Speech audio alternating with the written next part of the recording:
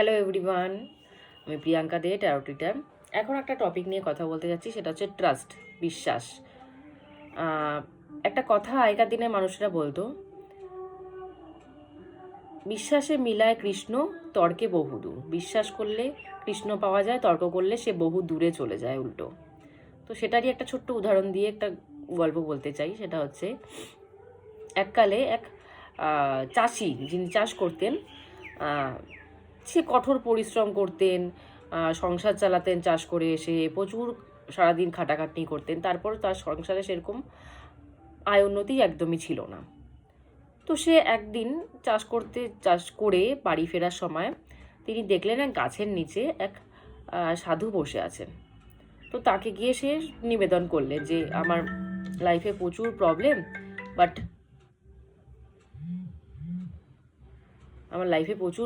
But আমি কোনো কিছুতে সাকসেসফুল হচ্ছি না, সেটা সে নিবেদন করলেন। তো তখন ওই সাধু ব্যক্তি উনাকে বললেন যে তুমি দীক্ষা নাও, তুমি কোনো ভালো গুরুর আন্ডারে যাও, সে তোমাকে নাম জপ দেবে, ঠাকুরের নাম দেবে, মন্ত্র দেবে, সেটা তুমি দীক্ষা নাও অ্যান্ড সেটা তুমি কন্টিনিউ জপতে থাকো। সে জপতেই তোমার লাইফের সব কষ্ট প্রবলেম বেরিয়ে যাবে। বলছে ঠিক আছে, কোথায় পাবো এরকম গুরু? বললাম তুমি ঠাকুরের কাছে বলো যে তোমাকে একজন গুরু দিতে, তো সে গুরু কিন্তু ঠিক দিয়ে দেবে। তো সে সেই কথা শুনে বাড়ি চলে গেলেন। তারপর থেকে সে গুরু খুঁজলেন, ঠাকুরকে বললেন যে আমাকে একজন গুরু দাও, যে আমাকে নাম দীক্ষা দেবে, একটা গুরু দাও। তো একদিন উনি চাষ করতে যাচ্ছিলেন, চাষ করতে যাওয়ার সময় উনি দেখলেন গ্রামের অনেকজন মানুষ মিলে এক জায়গায় জড়ো হয়ে এক জায়গায় সবাই মিলে যাচ্ছে। সবাইকে জিজ্ঞাসা করলেন আপনারা কোথায় যাচ্ছেন? বলছে কোন জায়গার এক ভালো নামকরা গুরু এসেছে, সে সবাইকে দীক্ষা দিচ্ছে। সে শুনে তো সে পাগল হয়ে গেছে যে ঠাকুরকে আমি বলেছিলাম আমাকে গুরু দাও, নাম দীক্ষা নিব আমি, ব্যাস আমাকে গুরু পাঠিয়ে দিয়েছে। সে সব কিছু বলছে, কিন্তু তার চাষ করতেও যেতে হবে। তো সে ভাবছে যে চাষটা করে নিয়ে সে যাওয়ার পথে সে সেখানে যাবে। তো সে চাষাবাদ করে নিয়ে যাওয়ার পথে সে সেখানে গেছে। যাওয়ার পথে সে সেখানে গিয়ে দেখছে যে সব কিছু আয়োজন সব কমপ্লিট, শেষ হয়ে গেছে সব কিছু। গুরু রওনা দেবে, এখন সব বেরিয়ে গেছে, রওনা দেবে। ওই টাইমে সে গুরুর কাছে গেছে। আর গুরু রওনা দেওয়ার আগে তখন সে বাথরুমে যাচ্ছিলেন, শৌচালয়ে যাচ্ছিলেন। তো সেই টাইমে গিয়ে উনি গুরুকে ধরেছেন যে আমাকে আপনি দীক্ষা দেন। গুরু বলছে এখন তো সব কিছু সবার শেষ, প্লাস আমি বাড়ি যাবো আর আমি শৌচালয়ে যাচ্ছি, তো আমি এখান থেকে বেরিয়ে বাড়ি চলে যাব, এখন তো আমি দীক্ষা দিতে পারবো না। সে বলেছে না, আমি চাষি, আমি চাষাবাদ করি, আমার চাষ করতে হয়েছিল, এর জন্য আমার আসতে দেরি হয়ে গেছিলো, আপনি আমাকে এখনই এখানে দাঁড়িয়ে দীক্ষা দেন। তখন সে বলছে এভাবে দাঁড়িয়ে দীক্ষা দেওয়া যায় না, মন্ত্রজপ দেওয়া যায় না, তার জন্য আয়োজন করতে হয়। সে বলছে আমি কিছু জানি না, আমি ঠাকুরকে বলেছিলাম আমার জন্য গুরু পাঠাতে, আপনাকে পাঠিয়েছে, আপনি এখানে দাঁড়িয়ে আমাকে দীক্ষা দিতে হবে। সে বলছে আমি পারবো না এখানে দাঁড়িয়ে দীক্ষা দিতে, আমি এখন বাথরুমে যাব আর তারপর আমি বাড়ি চলে যাবো, আমি এখানে এখন আর দীক্ষা দিতেই পারবো না, আজকে প্রচুর কাজ করেছি, দীক্ষা দিয়েছি, আর আমি পারবো না। সে তো নাছরবান্ধা, সে তো ছাড়বেই না, বলছে আমাকে এখানেই দীক্ষা দিতে হবে, আপনি একটা নাম বলে দিতে এত কিসের অসুবিধা? সে আর বুঝতে পারছে না, সে ভাবছে একটা নাম বলবে, একটা মন্ত্র বলবে, তাতে এত কিসের অসুবিধা? একটা নাম বলে দিন, মন্ত্র নিয়ে আমি চলে যাবো, ব্যাস, আমি আপনাকে ধরে রাখবো না। মানে জোড়াজোড়ি এরকম। আর সেও দীক্ষা দিবে না, এখন এরকম পজিশনে বাথরুমের সামনে পারলে দাঁড়িয়ে আছে, সেও এরকম কন্ডিশনে দীক্ষা দেবে না, আর এও দীক্ষা না নিয়ে ছাড়বে না। কী হবে?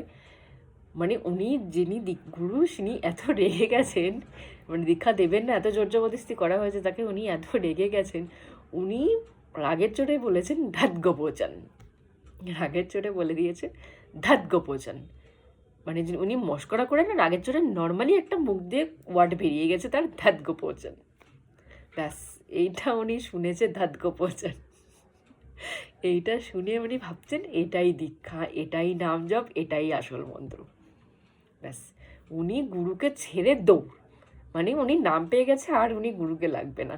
ব্যাস, উনি গুরুকে ছেড়ে দৌড় যে আমি নাম পেয়ে গেছি, আমি দীক্ষা পেয়ে গেছি।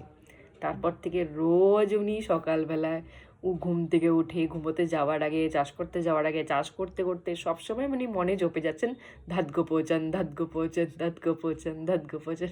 যেহেতু ওনার গুরু দিয়েছে, উনি অল টাইম মনে জপে যাচ্ছেন ধাত গোপোচন, ধাত গোপোচন হয়ে যাচ্ছেন। এটা তো কোনো নামই না, কিন্তু উনি ভাবছেন এটাই নাম। তো উনি জপে যাচ্ছে, বিশ্বাস নিয়ে জপে যাচ্ছে যে আমার গুরু দিয়েছে, এটাই মন্ত্র, আমাকে এটাই জপতে হবে সারাদিন, তাহলেই আমার উন্নতি হবে। উনি জপেই যাচ্ছে। তো ওদিকে মাতা রুক্মিণী শ্রীকৃষ্ণকে একদিন মস্করা করে জিজ্ঞাসা করছেন আপনার সব থেকে ফেভারিট ভক্তকে, সরি আমার একটু বলতে ভুল হলো, আপনার সব থেকে ফেভারিট নাম কি? মাতা রুক্মিণী শ্রীকৃষ্ণকে জিজ্ঞাসা করছেন আপনার তো এত নাম, তো তার মধ্যে থেকে আপনার ফেভারিট নাম কোনটা? তখন শ্রীকৃষ্ণ বলছেন ধাতগোপোচন।